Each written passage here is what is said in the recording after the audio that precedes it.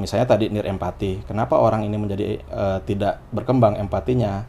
Bisa jadi karena pola asuhnya yang tidak menanamkan atau tidak merangsang meningkatnya empati. Biasanya itu dari pola asuh yang neglect. Neglect itu apa ya? Mengacuhkan gitu. Jadi anaknya dibiarkan aja. Sementara orang tuanya sibuk sendiri. Jadi anaknya berperilaku baik maupun benar nggak dikasih reward dan punishment. Dan ini yang sebenarnya nyambung dengan programnya KDM tadi ya. Kan kita tahu anak-anak nakal ini jarang pulang, jarang ada di sekolah gitu kan. Artinya mereka berperilaku seenaknya gitu ya. Nah, sehingga mereka yang dibetulkan itu bukan perilaku mereka di dalam di dalam barak militer gitu. Bukan untuk mendisiplinkan kalau menurut saya, tetapi harus merubah bahwa dengan perilaku dengan kondisi neglect yang ada ini akan membuat mereka empatinya merendah gitu. Nah, untuk meningkatkan empati kan tidak di barak militer sebetulnya. Adillah pada kami tak bodoh, meski memang kami tak pandai, tapi kami berjanji akan tetap mengkritik sesuai isi hati. Hei penguasa, ini kami rakyat jelata. Engkau ada untuk siapa? Hei penguasa, ini kami rakyat jelata. Mau sampaikan semua keluh kesah. Bekerjalah dengan hati, pakai empati. Jangan banyak intrik, apalagi bikin taktik. Bijaklah dalam membuat peraturan. Jangan sampai bikin aturan yang berat sebelah. Nah, yang menarik itu kalau kita lihat ya fenomenanya, anggaplah katakanlah ormas ini juga termasuk misalkan kelompok-kelompok gangster gitu ya. Ini kan ada patuh buta gitu ya.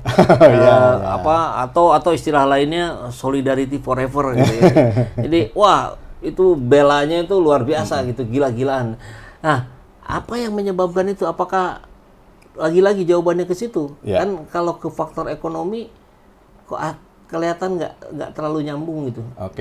Jadi gini Kang, bisa disambungkan ke sana dengan jembatannya ini adalah faktor kognitif biasanya. Faktor kognitif. Kan kita tahu orang ini dalam kehidupan yang susah lah ya, misalnya gitu. Karena tidak punya skill. Kenapa orang tidak punya skill? Karena kognitifnya kurang berkembang. Cara dia belajar mungkin lemah gitu kan ya. Sehingga ketika dia dewasa dia kurang memiliki bekal. Misalnya gitu ya. Nah, ini kan kita bisa tahu ya, maksudnya ini fenomena yang wajar sebetulnya. Ada orang-orang yang kemampuan kognitifnya baik, ada kemampuan orang-orang yang kognitifnya kurang. Nah, ketika dia kurang kemampuan kognitifnya, artinya kan untuk berpikir rasional ini susah. Gitu. Akhirnya dia berpikir secara emosional, gitu kan ya. Dia melihat gitu kan sosok gitu, wah sosok ini hebat, ya sudah saya ikuti gitu. Tanpa dia tahu secara rasional apa untung ruginya, untungnya buat saya apa, konsekuensinya apa. Itu memang kurang dipahami. Berarti itu pula yang membuat misalkan solusi kekerasan itu dianggap menjadi norma yang wajar buat mereka gitu. Karena yang barusan. Betul, bisa jadi ya. Karena ya ini kan bahasan dari zaman dulu ya. Ketika kemampuan otak kurang, kemampuan otot yang bekerja gitu kan ya. Tidak bisa otot gitu kan. Dan itu memang seperti itulah secara alamiah gitu. Ketika kita tidak bisa mengandalkan kekuatan pikiran, ya mau nggak mau badan kita yang kita upayakan gitu kan ya. Kalau itu terus-terusan kan berarti itu kan terjadi bagi sebagian kalangan yang masuk di situ bisa jadi tahunan, belasan, ada juga mungkin yang puluhan tahun kalau sudah cukup usianya. Pasti kan itu membentuk profil kepribadiannya ya, yang mungkin jadi nir empati atau Iya Kang. Jadi kalau kita bahas lagi ke arah kepribadian di dalamnya gitu kan ya, ini kan artinya ada pola-pola kepribadian yang mengarah ke antisosial. Antisosial itu kan ciri khasnya tadi ya sudah disebutkan, kurang empati. Terus dia senang dengan adrenalin senang adrenalin. Jadi kalau orang lain berantem takut, buat dia menyenangkan gitu kan ya. Gitu, kurang empati. Terus melihat ini ya manipulatif. Jadi manipulatif itu melihat orang lain itu bukan sebagai orang, tetapi sebagai sumber daya yang bisa dimanfaatkan. Objek. Jadi objek orang lain itu gitu ya. Bahkan ada beberapa di antara mereka yang kecenderungan antisosialnya terlalu kuat itu melihat orang lain itu sebagai sumber ancaman gitu. Jadi kalau saya tidak menyerang duluan, dia akan menyerang saya. Dia meyakini Hukum seperti alam itu. berarti ya, yang Hukum dipakai alam. hukum rimba. Betul, hukum rimba, Kang. Jadi seringlah rasanya saya dengar juga orang-orang yang terlibat di dalam ormas dan terutama premanisme ini melihat kan perusahaan ini punya untung dari area yang saya ini kan. Lah kan kalau dia dapat untung bukan berarti Anda rugi. Sebetulnya kan gitu ya secara rasional gitu kan ya. Tapi seakan-akan orang untung itu mengancam dirinya gitu loh. Gitu kan. Apa ini efek jangka panjangnya ini kalau pola-pola premanisme dilakukan ini terhadap katakanlah kesehatan mental kita semua masyarakat? Ya, sebagai masyarakat saya termasuk di dalamnya. Ya takut ya Kang. Ya karena gini Kang, kalau saya pribadi kan. Kan premanisme ini dilatar belakangi dengan ya kekuatan mereka-mereka gitu ya, bukan atas hukum rata-rata gitu. Kalau polisi saya takut karena saya tahu apa yang saya langgar gitu kan. Ya. Tapi kalau di depan preman saya nggak bisa melihat gitu. Pokoknya langsung takut aja. Langsung takut aja gitu. Walaupun, kenapa? Karena saya nggak tahu apakah saya salah atau tidak misalnya gitu. Saya nggak tahu acuannya mereka ini saya ini jadi ancaman bagi mereka atau tidak gitu. Saya kan nggak bisa diprediksi ya kalau buat saya gitu. Dan ini ya saya yakin di masyarakat juga mungkin sebagiannya ada merasakan hal yang sama gitu ya. Ketika ada banyak kelompok preman di sana gitu kan ya. Kan agak susah kalau kita tidak mempelajari mereka gitu ya. Betul. Nah, untuk mempelajari mereka akhirnya ya udah gabung gitu akhirnya mungkin ya. Buat yang gabung ya, buat yang tidak mungkin tetap saja tadi perspektifnya begitu takut. Sehingga yang ada di kalangan kita juga melihat jadinya masyarakatnya cenderung pasif gitu bahkan ketika dia menjadi korban gitu. Betul ya. Bahkan ketika jadi korban dia tahu di lingkungan itu yang menguasainya adalah preman bukan kepolisian misalnya gitu kan. Ya mau gimana lagi akhirnya ya pasif gitu kan ya. Kita didominasi oleh kekuatan-kekuatan yang otoritasnya di situ gitu kan. Bahkan otoritas yang legal tidak bisa tidak bisa mengayomi di lingkungan itu kan banyak ya kejadiannya kayak gitu. Ya. Ini agak bicara otoritas ini yang membuat korban menjadi sangat lemah juga kan sebetulnya terjadi juga di institusi pendidikan ya yang ketika siswa jadi korban gurunya atau di pesantren jadi korban pendidiknya mereka nggak berani karena tidak punya tidak punya kekuatan. Nah kira-kira kalau kita ini gitu anggaplah berada di lingkungan yang tumbuh subur aksi-aksi premanismenya. Kira-kira kan tentu bagaimanapun kita tidak ingin ya. Iya, kita di dalam situ ya. Ada pengaruh lah mungkin. Kira-kira gimana itu untuk menyiasati atau bahkan menghilangkan lah katakanlah pengaruh dari lingkungan sekitar yang kita ada di situ gitu. Ya, ini jadi kompleks ya. Tapi kalau saya pribadi gitu ya, kan kita sebagai anggota masyarakat yang lebih beruntung lah, katakanlah seperti itu. Punya kemampuan kognitif yang lebih, punya keterampilan untuk bekerja, sehingga punya penghasilan yang layak misalnya gitu. Dan kan, bisa membahas tentang premanisme di sini. Premanisme di sini gitu kan ya. Ya otomatis kan kita artinya melihat diri kita sebagai orang yang lebih beruntung tadi yang pertama dan punya kemampuan yang lebih, termasuk tadi di kemampuan kognitif gitu ya.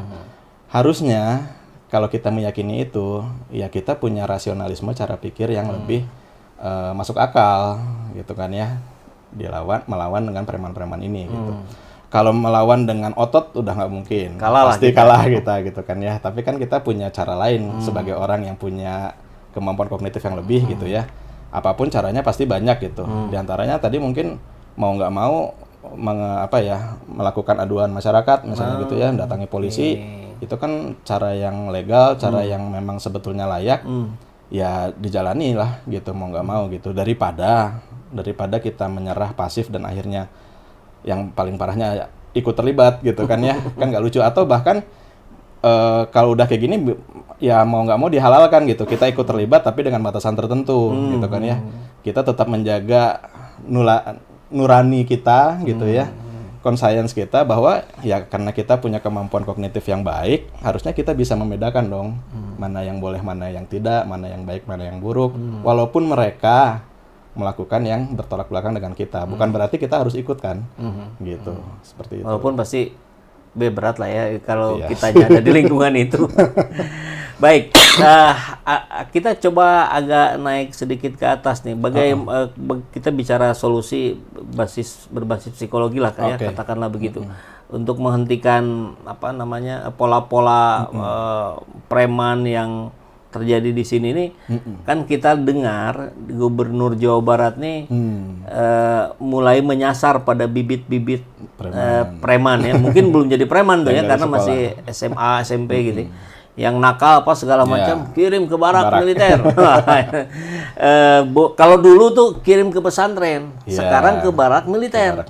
Nah, bagaimana pandangan Kang Babas? Ya, ini masih menjadi kontroversi ya, Kang. Bahkan terakhir saya itu sempat baca dari Ikatan Alumni Psikologi menolak ke militer karena tadi yang pertama yang sering dibahas kan melanggar HAM anak segala macam, tapi itu ranah hukum lah gitu ya.